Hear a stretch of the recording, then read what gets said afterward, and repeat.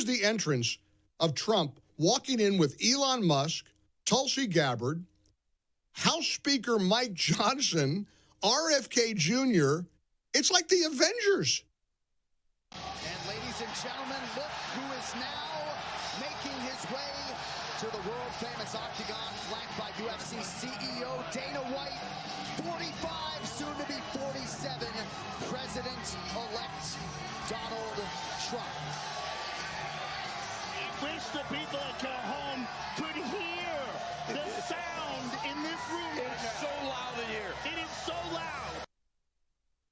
An amazing entrance. And listen to what somebody from one of these Never Trump organizations, the Bulwark, Mark Caputo, said on CNN over Trump's huge appearance at the UFC fight Saturday night in Madison Square Garden in New York. This is sort of the conquering Republican Caesar who's going into the Coliseum, and everyone's cheering, and he's got his political gladiators with him. That appearance isn't just about him enjoying the applause.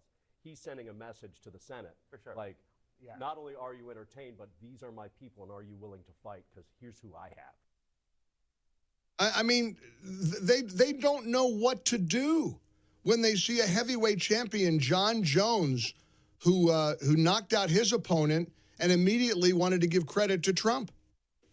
I also want to say a big, big thank you to President Donald Trump for being here tonight. Can I get a oh,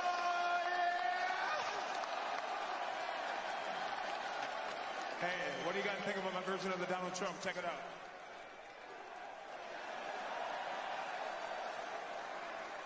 USA! USA! Let's go!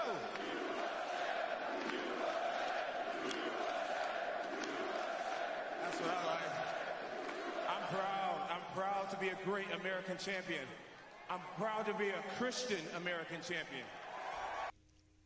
Wow. A seismic shift is correct. Mike's in Phoenix. Hey, Mike, welcome back. How are you? Mike, you there? I'm good. How are you? I'm good. Yes, good. sir, Go. I'm here. Yes, sir. Go right ahead. This is pure joy, I have to tell you. I know. It's just unbelievable. This is from a guy, Joe Scarborough, that told us that Joe Biden, it was the best version ever. He was swearing we had the best version ever of Joe Biden. That's then right. He called Trump Hitler and said it was the end of the thing. That is all code for SMS, save my show. All he wants right now is for Trump to save his financial rear. That all Trump it is. Put him in a box. And Trump is so smart. He put him in a box. Amen. Now, Joe, what is he going to do? He's totally sold out. He's being assailed on the left. They're financially destitute, and Trump has all the control. These people are so dumb. Al Sharpton, Oprah, Steve Ratner, Willie Geist, all of them down the line.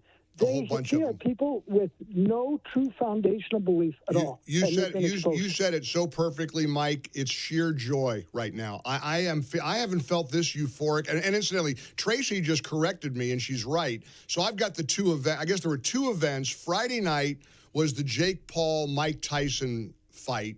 And then Saturday night was the big UFC event that Trump attended. So it shows how I'm not plugged into any of that. But I know that Trump had a very historic, epic weekend, and it is absolutely.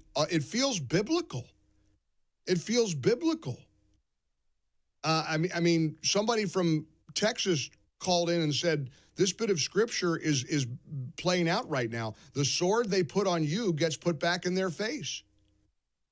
Prayer matters. Prayer works. Rich in Dallas, North Carolina wants to talk about the power of prayer. Hey, Rich, how are you?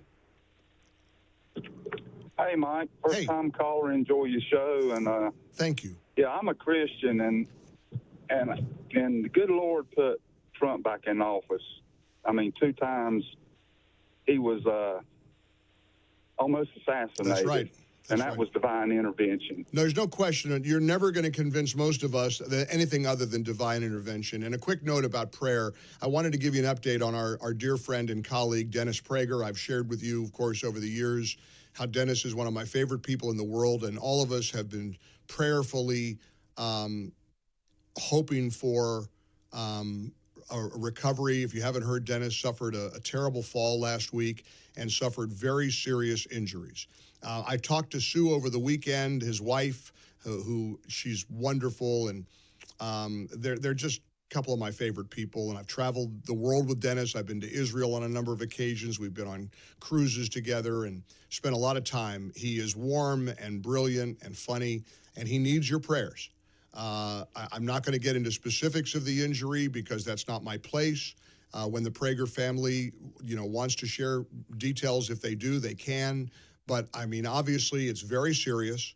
I'm not going to sugarcoat it, but I'm going to give you some good news, because with so many millions of people praying for Dennis's recovery, he is making progress, and there are some good signs. There's some positive things happening, and Sue shares with me that he's getting just absolute exemplary care, and so I don't want to be too specific, but I will share with you that there have been some positive developments over the weekend. So please keep praying for him. Our hearts are heavy knowing that he's going through so much. But look, he's a fighter and he's a warrior, and he is a clarion voice of common sense and spirituality. And so thank you and please continue to pray for Dennis, that he will have a full and complete recovery and be back on the airwaves and back to his normal, wonderful routine with PragerU and all the great things that Dennis has been doing. So thank you for praying. Remember, prayer works. Prayer can move mountains. Hey, look at what happened with the election. Prayer works.